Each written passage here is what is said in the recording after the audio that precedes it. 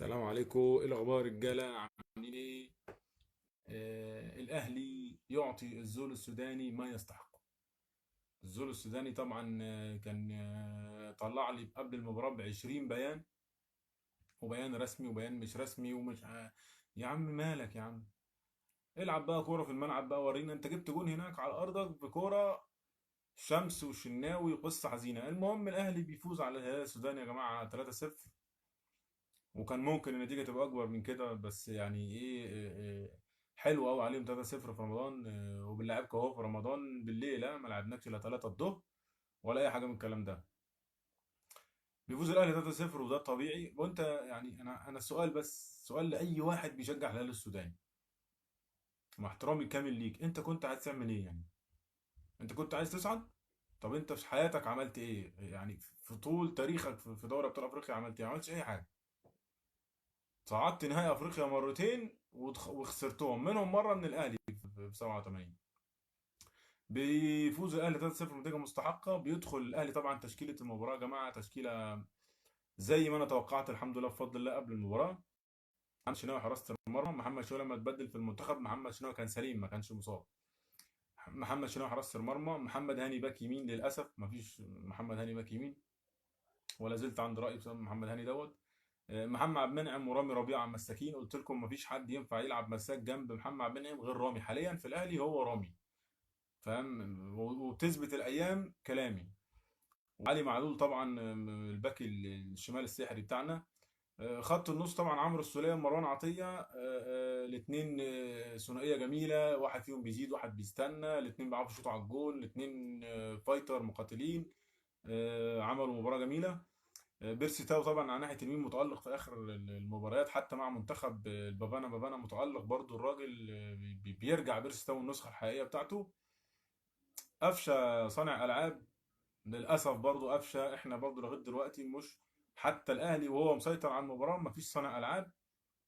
احمد عبد القادر واللي توقعت برضو انه هيبدا، بس ما كنتش متوقع ان الاداء اللي هو عمله دوت رعونه غريبه في مباراه اصلا انت الاهلاويه مستنيينها والجماهير، وانت بتعدي بتباظي بطريقه اهمال بالشكل دوت. الكره بتجيلك على الارض بتستلمها لفوق. احنا كنا لعيبه كوره فاهمين مفيش حد بيعمل كده يا احمد. انت ماتش مهم جدا، انت لاعب كبير، بس حتى المعلق بتاع المباراه قال لك احمد عبد القادر اول واحد اتغير لانه اطنب في الاستحواذ بالكوره. اطنب دي يعني ماطل وزودها قدام كهربا راس حربة. اللي انا قلت برضو يا جماعه من فتره وكلامي لسه هو بيتحقق، ان مفيش حد يلعب على كهربا في راس الحربة في الاهلي. ويا محمود يا خطيب ما تروح تشتري لنا مهاجم افريقي ب 6 مليون دولار وغرامه كهربا مليون دولار. كهربا انسب حد يلعب راس حربة في الاهلي حاليا، والمده سنتين ثلاثه كمان قدام. راجل لعيب، راجل ذكي، راجل بيستلم تحت ضغط، بيخدع المدافع وبيلمه، بيعرف مثلا يفضي المساحات لزمايله جايين من تحت في كل الصفات اديك. والنهارده اكبر دليل ان لما كهربا لعب، شوف الفرقه عامله ازاي، وما اتحسبش عليه تقريبا ولا اوفسايد. وشوف لما محمد شريف نزل، محمد شريف بيستلم الكوره بتطول منه 3 4 متر. كهربا لا، ده بيحطها تحت رجله بيروح ويخدع المدافع زي الكرة الجون اللي جابه جون عالمي، بيستلم بيلم المدافع بكرة عالية، كله بيتوقع ان هو هيروح بالكرة بيحطها ار2، حاجة عظمة. فكهربا طبعا يا جماعة هو الشوط الاول كله ادفع الغرامة الخطيب بتاعت كهربا، عشان كهربا هو راس الحربة. طبعا كهربا جاب الجون بتاعه الار2 الحكاية دوت في الدقيقة 24. من بعد الدقيقة 24 ديت مفروض بقى يظهر بقى هنا دور مجدي قفشه. يعني انت دلوقتي راجل، انت بقى الاستحواذ وتقف على الكوره والكلام، ما فيش بقى مجدي قفشه ما عملش اي حاجه من الكلام ده. وطبعا لا استحوذ ولا وقف الكوره بقى، بالعكس كان في خطوره للهلال. استمرار طبعا اداء السيء دوت لغايه ما انتهى الشوط الاول صراحه. يعني كنا برضو قاعدين، انا كاهلاوي قاعد برضو مرعوب ان انت الهلال ده لو جاب جول انت عايز تجيب كمان جونين، يعني انت عايز تجيب ثلاثه. فاهم انت الموضوع كان هيبقى صعب جدا صعب جدا، واللعيبه هتتوتر، والجماهير دي هتبقى عامل ضغط على اللعيبه، مش عامل ايجابي للعيبه. طبعا بيبدا الشوط الثاني بخطا غريب في الدقيقه 5 من الشوط الثاني من محمد هاني. محمد هاني اللي انا عليه ليه عندي 60 كومنت. ما تقوليش انا نادي الاهلي انا ما اخدش لاعب اقعد يجرب فيا 7 8 سنين يضيع مني بطولات بكوره سهله جدا بيلعبها له الحارس المفروض ان هو يطلع بيها صح. عايز يلم الجناح يخطفها منه، يبقى ظهره كله فاضي للجون. يا راجل ده انت لو هتموت ما تعملش كده، لو هتموت ما تعملش كده في مباراه زي ديت تكلف فريقك كتير. ربك طبعا ستر المهاجم ما عرفش يتصرف فيها وحصل تغطيه. بدأ بقى تبدأ التغييرات بخروج قفشه الحمد لله، ونزول حمدي فتحي، وخروج عبد القادر برضو الحمد لله لانه كان بيلعب برعونه شديده، ونزول السوبر بقى حسين باشا الشحات، حسين باشا الشحات. ده السوبر بتاعنا. الشحات طبعا في الدقيقه 65 بعد صناعه من بيرسي تاو على طول من اول لمسه هدف. انجز. انا هو ده اللاعب اللي احنا ده كواليتي بتاع النادي الاهلي. طبعا حسين الشحات انا عن نفسي مقتنع جدا ان هو حسين الشحات يلعب اساسي في الاهلي على اي حد في الجناح. يعني هو فاهم انت ازاي راجل صراحه ممكن تستغل بيرسي تاو مكان قفشه بيه ده في اللعب، وتلعب بحسين ناحيه اليمين او ناحيه الشمال. الراجل صراحه كورته عاليه ولعيب، واثبت النهارده للمباريات عديده ان هو لعيب عالي وكواليتي عالي. بيجيب جون في الدقيقه 65 من صناعه لبيرسي تاو متالق. بعدها بيخرج كهربا، للاسف بيخرج كهربا وبينزل محمد شريف في الدقيقه 71. وبتيجي بقى الكرة اللقطة الجميلة بقى، مروان عطية بيعمل كرة بالعرض بيستلمها حسين الشحات، بيرقص المدافع بيرقص المدافع التاني وبيحطها جون في الدقيقة 80. جون ولا أروع. جون قتل المباراة بالنسبة للزول السوداني، ما خلاص كده خرجوا بره اللقاء. بعدها بيبدأ بقى بينزل بيخرج محمد هاني وينزل خالد عبد الفتاح، اللي انا شايف ان هو يلعب على محمد هاني المفروض، ويطلع عمرو السولية الراجل اللي لما يموت في المباراة احنا بنبقى مطمنين كأهلاوية. وبينزل ديانج اللي شايف نفسه الأيام الأخيرة ديت ديانج عايز يحترف وبتاع، وعايز ينهي القصة بشكل وحش. طبعا أهلي ما فيش الكلام دوت، أنت هتعمل كده هتتركن ما تلعبش وهتصدي زي اللي قبلك يعني لأن احنا اللي عملناك يعني فاهم أنت إزاي. هتحترف تحترف بطريقة أشيك من كده عشان حتى الجماهير ما تكرهكش.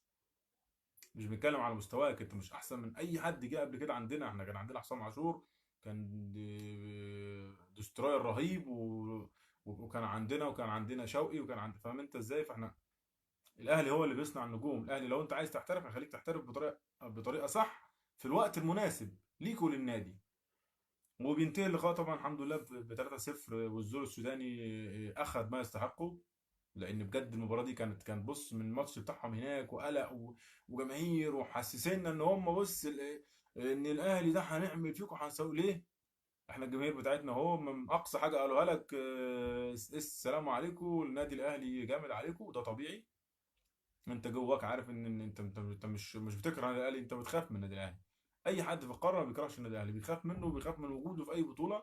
طبعا بالنتيجه ديت بيصعد النادي الاهلي تاني المجموعه خلف سان داونز. وفي قرعه ان شاء الله يوم الاربعاء للدور القادم. القرعه ديت بقى ايه الفرق اللي الاهلي محتمل يقابلها؟ عندك الوداد المغربي، الرجاء المغربي، الترجي التونسي. الرجاء المغربي يا جماعه السنه دي رهيب، ما خسرش ولا ماتش.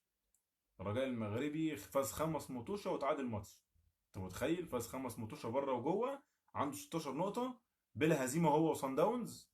نتمنى ان شاء الله القرعه تبعدنا عن الرجاء المغربي حاليا يعني، ورغم ان احنا ما نعرفش من اي حد احنا النادي الاهلي. ممكن القرعه تجيبنا مع الترجي ناخدوا حق اخواتنا الزملكاويه اللي حصل فيهم. كالعاده الترجي احنا كده احنا من زمان الترجي ده قاضيين عليه. والوداد برضو فرقه قويه. هم فرق كلهم من شمال افريقيا، معروف اللعب بتاعهم عامل ازاي. واحنا النادي الاهلي عنده تمرس يعني، وهو اصلا سبب ان شمال افريقيا دي كلها ما تاخدش بطولات على راي عصام الشوالي بسبب النادي الاهلي. ان شاء الله القرعه يوم الاربع. هقول لكم طبعا القرعه يوم الاربع هتعمل ايه والنادي الاهلي هيواجه مين. وفي حاله النادي الاهلي هيواجه اي فريق احنا ما بتفرقش معانا، احنا البطوله ان شاء الله اهلاويه. ونتمنى بعد الدور ده ممكن نصطدم بسان داونز تاني، عشان سان داونز اللي حصل ده ما ينفعش كان يحصل. ولو لعبنا ماتش ذهاب وعودة احنا هنحرج سان داونز ده جامد وهنتفوق عليهم. شكرا لرجاله الاهلي، سهره رمضانيه جميله. مبروك للنادي الاهلي، مبروك لجماهيره، مبروك لكولر. ورساله يا جدعان لمحمود الخطيب، عندي رسالتين: رساله لمحمود الخطيب ورساله للزول السوداني.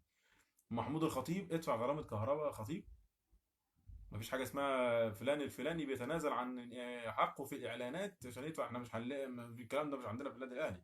هو راجل حقه، وراجل نجم، وراجل هو بيثبت مباراه عن مباراه ان انت محتاج اللاعب ده، محتاج الكواليتي ده. راح تشتري، عايز تشتري موريكا ب 6 مليون دولار. لا يا باشا، لان انت كهربا تديله فرص، تدفع له مليون دولار دي ولا ايا كان، اللي هو مش اقل من اللعيبه ديت.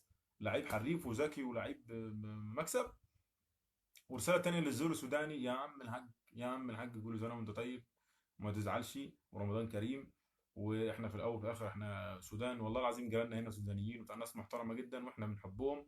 وما عندناش اي مشكله مع السودان او اهل السودان. احنا القصه كلها كوره، بننكش بعض في الكوره. وانتوا خدتوا الحكايه في سكه تانيه خالص، كنتوا عايزين المسؤولين عندكم عايزين ياخدوا الحكايه في سكه تانيه خالص مع الجماهير. بس ان شاء الله الكلام ده مش هيحصل. احنا مسلمين واخوات في الاول وفي الاخر. اتمنى منكم بقى تثبتوا دوت في دعمكم على السوشيال ميديا للنادي الاهلي، وايا كان هيقابل مين. كل سنه وانتم طيبين يا جماعه. شكرا النادي الاهلي، شكرا جميع النادي الاهلي، شكرا ليك ان انت سمعت الفيديو للاخر. تابعوني طبعا يوم الاربعاء، اقول لكم النادي الاهلي ان شاء الله هيواجه مين في الدور القادم. كل سنه وانتم طيبين، سلام.